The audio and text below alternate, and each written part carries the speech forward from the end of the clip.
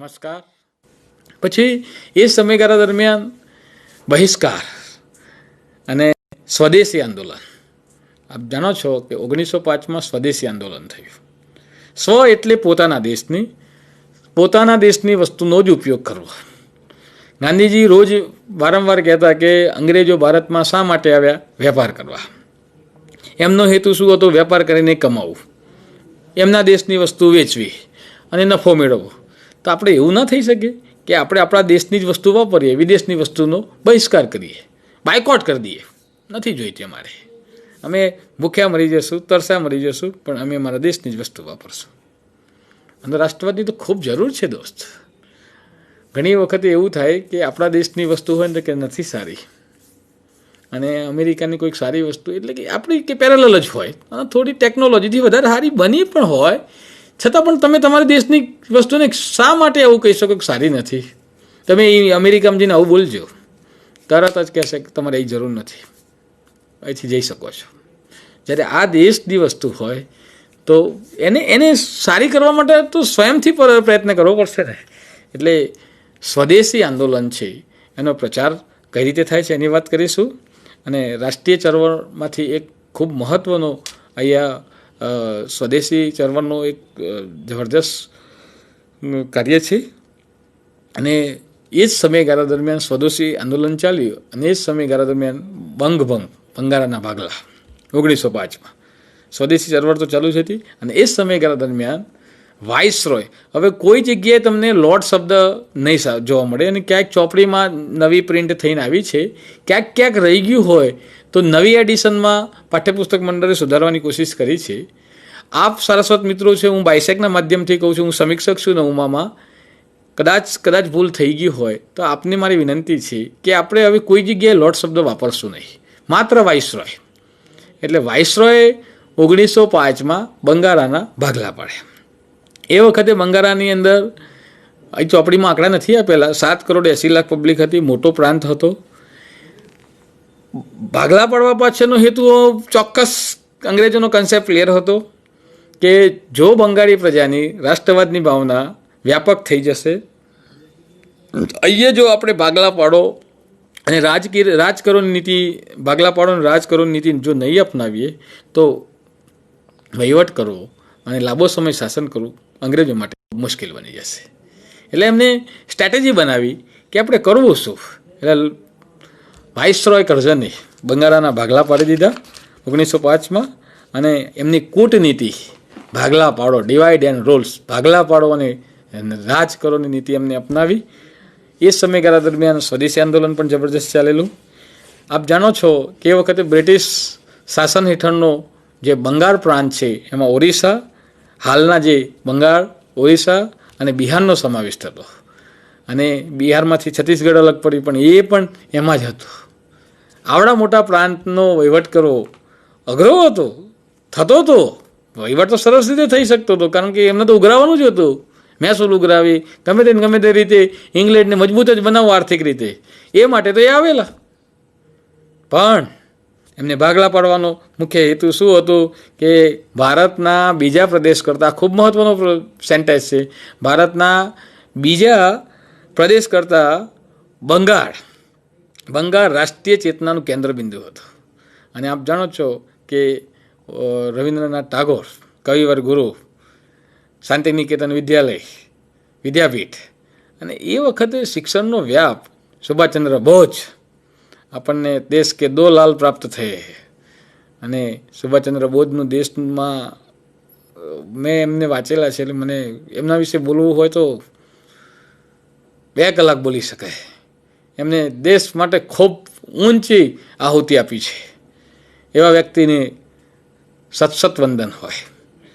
ICS થઈને collector બનીને શાંતિથી જીવન જીવી શકતો હતો, પણ જ્યાં મારો દેશ ગુલામીમાં હોય, ચલો દિલ્હી, જય હિન્દ, જેની ઊંચી ભાવના હોય, વિદેશમાં રહીને પણ ક્રાંતિકારી પ્રવૃત્તિ કરવી કંઈ નાની સૂની વાત નથી. અને પૂર્વ ભારતમાં એમને જ્યારે જાપાનના અને જર્મનીના ને જેટલા ઇંગ્લેન્ડના દુશ્મન રાષ્ટ્રો સાથે એમના મિત્રતાના સંબંધ તાકી અને આઝાદ હિંદ ફૌજની રચના કરી, અને પૂર્વ ભારતમાં એમને આક્રમણ કરીને કેટલાય પ્રદેશો જીતેલા. જ્યાં યુનિયન જેક ફરકતો હતો ત્યાં તિરંગો ફરકાવવાનું ભગીરથ કાર્ય. બીજા વિશ્વ યુદ્ધ સમયગાળા દિવસે બોમ્બ મારો હોય, રાત્રે સ્ટીમરમાં ગંધાતું પાણી અને સડી ગયેલી બ્રેડ ખાઈને જે વ્યક્તિએ દિવસો કાઢ્યા હોય એવા વ્યક્તિઓના ઇતિહાસની ખૂબ જરૂર છે.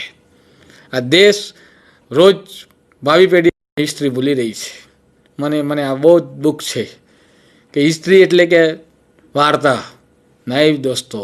આ દેશમાં આજે તમે સાયન્સવાળા હોય કે કેમિસ્ટ્રીવાળા હોય કે ફિઝિક્સવાળા હોય, સમજી લેજો કે આ દેશની અંદર ઇતિહાસ હતો ત્યારે આપ છો. આ દેશમાં ઇતિહાસ ના હોત ને, દેશના ક્રાંતિકારીઓ ના હોત ને, તો કદાચ આપણે જે સ્વતંત્ર છે એ સ્વતંત્ર ના હોત. આ દેશના લોકોએ આપણા માટે ખૂબ ભોગ આપ્યો છે અને એમને તો આપણે આપણા રોલ મોડલ તરીકે સ્વીકારવા જ પડશે. એટલે જરા યાદ કરો કુરબાની. આજે તારે આપણા પ્રાઇમ મિનિસ્ટરને પણ વંદન છે. જરા યાદ કરો કુરબાની. કાર્યક્રમો ચલાવે છે 9મી તારીખથી આખા 11, 13, 15 તારીખ સુધી સતત આખો વીક 15 દિવસનું વીક છે. 15-20 દિવસ સુધી આ કાર્યક્રમ સતત ઓગસ્ટ મહિનામાં ચાલુ રહે. ખૂબ સરસ કાર્યક્રમ મૂક્યો છે. જરા યાદ કરો કુરબાની, શહીદી.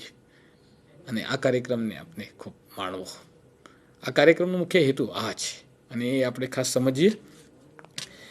બીજું, ચળવળને એ વખતે વેગ આપનાર બંગાળામાંથી ખાસ રાષ્ટ્રીય ચળવળને વેગ અને વિચાર બંગાળામાંથી મળતો. અને આપ જાણો છો કે 1857ના સંગ્રામમાં હિન્દુ અને મુસ્લિમો બંને ભેગા મળીને લડેલા. એટલે અંગ્રેજોએ જોયું કે ભાઈ અહીંયા તો આ ભેગા થઈને જો આપની સામે પ્રતિકાર કરશે તો આપણે લાંબો સમય ટકી શકીશું નહીં. એટલે એમને ભાગલા પાડો અને રાજકારણ નીતિ અપનાવી અને અંગ્રેજોની કૂટનીતિના કારણે જ એમને કોમવાદને ઉત્તેજન આપ્યું. એના કારણે આપ જાણો છો ભાગલા પડે. વાઇસરોય કરઝને 1905થી 1899થી 1905 સુધી ભારતનો વાઇસરોય રહેલો અને એ સમયગાળા દરમિયાન બ્રિટિશ જે પ્રાંત છે એને વહીવટી ક્ષેત્રે વહીવટી કાર્યક્ષમતા લાવવાના હેઠળ પૂર્વ બંગાળ અને પશ્ચિમ બંગાળ એવા બે ભાગ પડેલા અને એનો વિરોધ જબરજસ્ત થયો. ભાગલા પડે. એક મગના 2 ફાળ પાડે એ કેમનું એ પ્રજા સહન કરી શકે અને ભાગલાનો જબરજસ્ત વિરોધ થયો. વિદ્યાર્થી મિત્રો, આ પણ પ્રશ્ન ખાસ અંડરલાઈન કરજો કે 16 ઓક્ટોબર 1905નો બંગાળાના ભાગલાનો અમલ થયો અને એ દિવસે સમગ્ર બંગાળાના પ્રાંતમાં રાષ્ટ્રીય શોક દિવસ. 16મી ઓક્ટોબર 1905નો દિવસ બંગાળા માટે રાષ્ટ્રીય શોક દિવસ. કયો? રાષ્ટ્રીય શોક દિવસ તરીકે મનાવવામાં આવે છે. એ સમયગાળા દરમિયાન વિદેશી માલનો બહિષ્કાર કરવામાં આવ્યો. ભારતમાં સૌપ્રથમ વિદેશી કાપડની હોડી કરનાર કોણ હતા? આવો પણ પ્રશ્ન ઘણી વખત પૂછાતો હોય છે. વીર સાવરકર, વિનાયક દામોદર સાવરકર. વિદેશી વસ્તુની શા માટે જરૂર છે? આપણા દેશની વસ્તુ વાપરો ને ભાઈ. આપણા દેશની વસ્તુમાં કેટલી આ કોટનના અંગ્રેજોએ ઇંગ્લેન્ડમાં ઔદ્યોગિક ક્રાંતિ કરી. ઔદ્યોગિક ક્રાંતિની શરૂઆત થઈ અને એને જોયું કે ભારત છે એ કપાસના ઉત્પાદનમાં 3જા નંબરે છે અને એમાં પાછું ભારતમાં પણ 1લા નંબરે ઉત્પાદન કરતું રાજ્ય ગુજરાત છે. એટલે કાચો માલ પણ સરળ રીતે મળી શકે અને પાકો માલ પણ ઝડપી વેચી શકાય. 2 બાજુ શોષણ કરી શકાય. એટલે એમને આ તાર, ટપાલ, ટેલિફોન, રેલવેની શરૂઆત કરી. કાચો માલ ઝડપથી લઈ શકાય અને ઝડપી માલ પાછો વેચી શકાય. આ હેતુસર એમને આ બધી પદ્ધતિઓની આ વ્યવસ્થા ઊભી કરેલી. આજે આપણને ખૂબ ઉપયોગી છે પણ હેતુ તો એમનો મૂળ ઇંગ્લેન્ડને સમૃદ્ધ બનાવવાનો જ હતો. એ પણ આપણે ખાસ બાળકોને સમજાવવું પડશે. અને એ સમયગાળા દરમિયાન બંગાળાના ભાગલાનો જોરશોરથી વિરોધ થયો એટલે સમગ્ર બંગાળાના હિન્દુ મુસ્લિમો છે એ મુસ્લિમો હતા ત્યાં હિન્દુને લઘુમતીમાં મૂક્યા, લઘુમતીમાં હિન્દુ હતા ત્યાં મુસ્લિમોની લઘુમતીમાં મૂક્યા. એટલે કે એકબીજા સાથે સતત સંઘર્ષનું વાતાવરણ ક્રિએટ થાય એવો વાઇસરોય કરઝને કરેલો. બીજું, એ વખતે પણ લોકોએ રાષ્ટ્રીય ચેતના એક બનાવવા માટે હોલમાં એકત્ર થયા. ત્યાંના સ્થાનિક સુરેન્દ્રનાથ બેનર્જીએ પણ એનો જબરજસ્ત વિરોધ કર્યો. ઘણા બધા લખાણો લખાયા. રાષ્ટ્રીય એકતા, એક વખતે બંકિમચંદ્ર ચટ્ટોપાધ્યાયનું આનંદમઠ નવલકથામાંથી વંદે માતરમ ઠેર ઠેર ગુંજતું થયું અને એકતાના દર્શન થયા.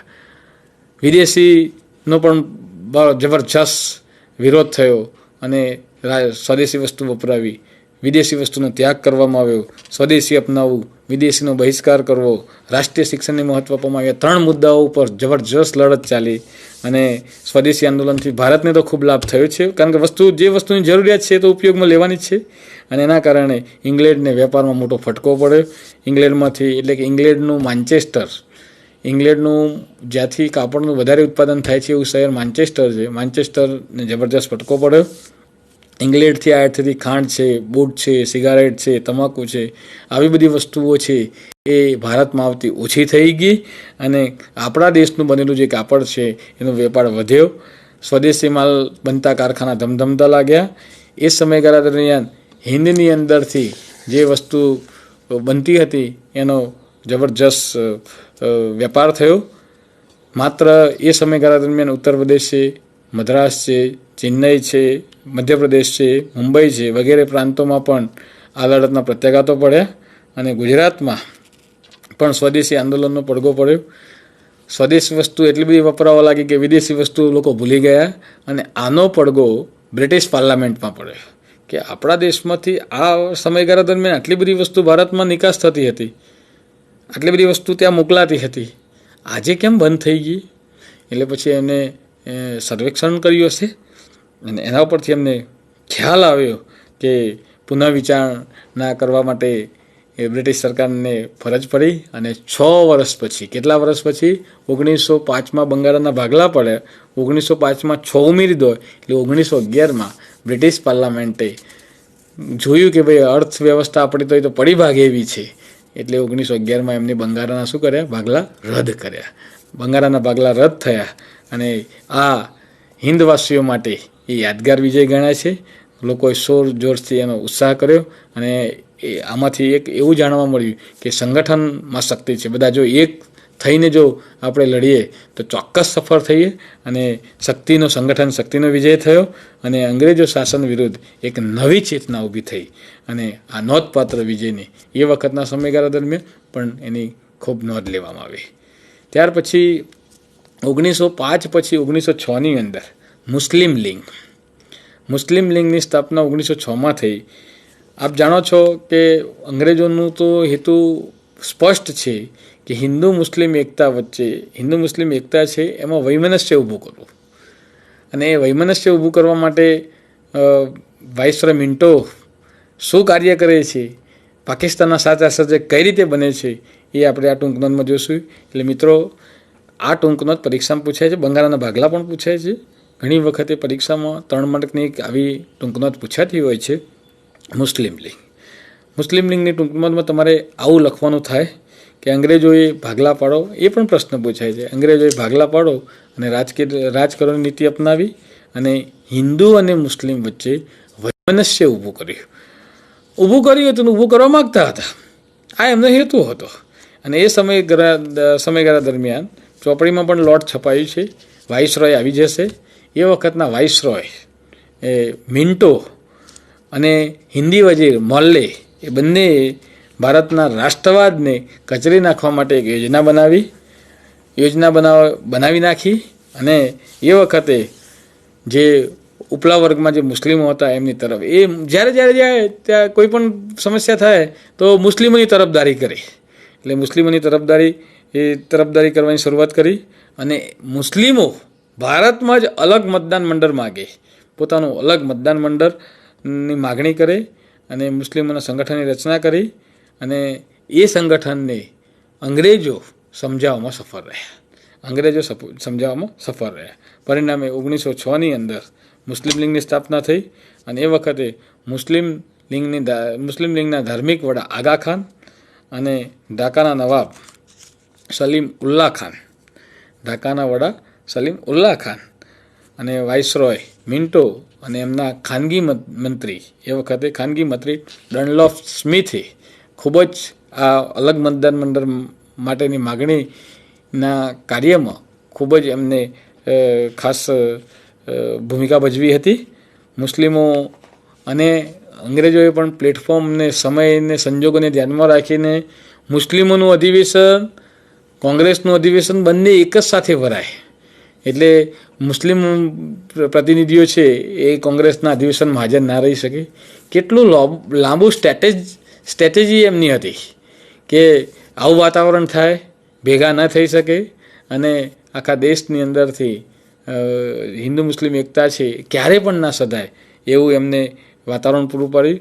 એ જ દિવસે બંનેના અધિવેશનો ભરવામાં આવ્યા, મુસ્લિમ લીગનું અધિવેશન ગોઠવવામાં આવ્યું. એ અલગ પ્રતિનિધિત્વની માગણી મુસ્લિમોની નહોતી, એ તો અંગ્રેજોની હતી.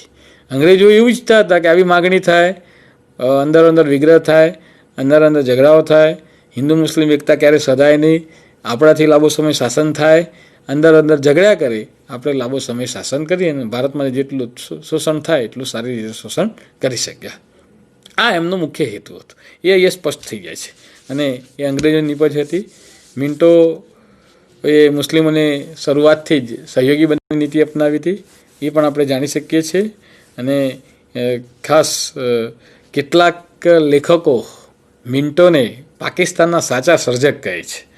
મુસ્લિમ કોમવાદના પિતા તરીકે મિન્ટોને, વાઇસરોય મિન્ટોને ઓળખાવે છે. નહીં રહેમત અલી ચૌધરી કે મોહમ્મદ અલી ઝીણા પાકિસ્તાનના સાચા સર્જક મોહમ્મદ અલી ઝીણા કે નહીં રહીમતુલ્લા નહીં, પરંતુ વાઇસરોય મિન્ટો હતા. કારણ કે આ વિચાર તો મિન્ટોને આવેલો અને મિન્ટોએ કીધેલું કે ભાઈ તમે અલગ મતદાન મંડળની માગણી કરો તો જ તમને ડેલિગેશનને સિમલાની અંદર વાઇસરોય ખુશીથી મળી શકશે, બાકી મળી શકશે નહીં. આ વિચાર શેમાં પરિણમે છે એ 1947માં આપણે ભારત અને પાકિસ્તાનના ભાગલા પડ્યા એમાં પણ છેલ્લે ભાગલામાં પરિણમે છે એ અને હું આપ જાણો છો. દેશની અંદર મુસ્લિમ લીગ ગઈ, આપ જાણો છો.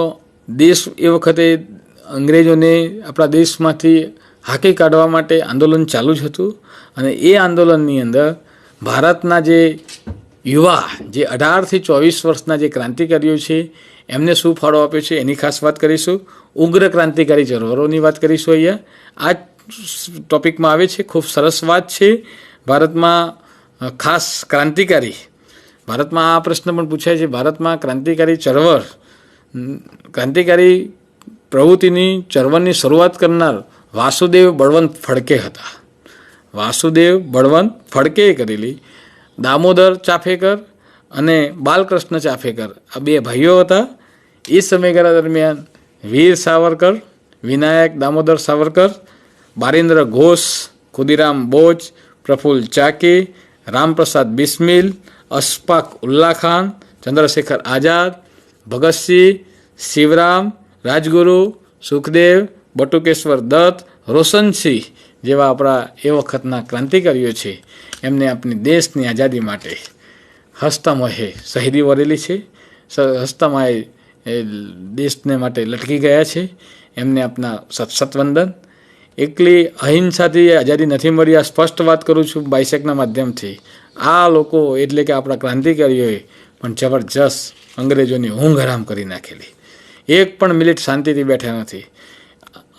અને એ આપ જાણો છો, આપણે વાત કરીશ કે 1907માં સુરતના અધિવેશનમાં જહાલવાદ અને મોવળવાદના કઈ રીતે ભાગલા પડે છે એ પણ વાત આવવાની છે. અને છેક શસ્ત્રોથી માંડીને જાન આપી શકતા હતા અને જાન લઈ પણ શકતા હતા. ભારત માતાની રક્ષા માટે જાન આપી પણ શકતા હતા અને જાન લઈ પણ શકતા હતા. એવા આપણા 18 થી 24 વર્ષના ક્રાંતિકારીઓને મારા વંદન છે.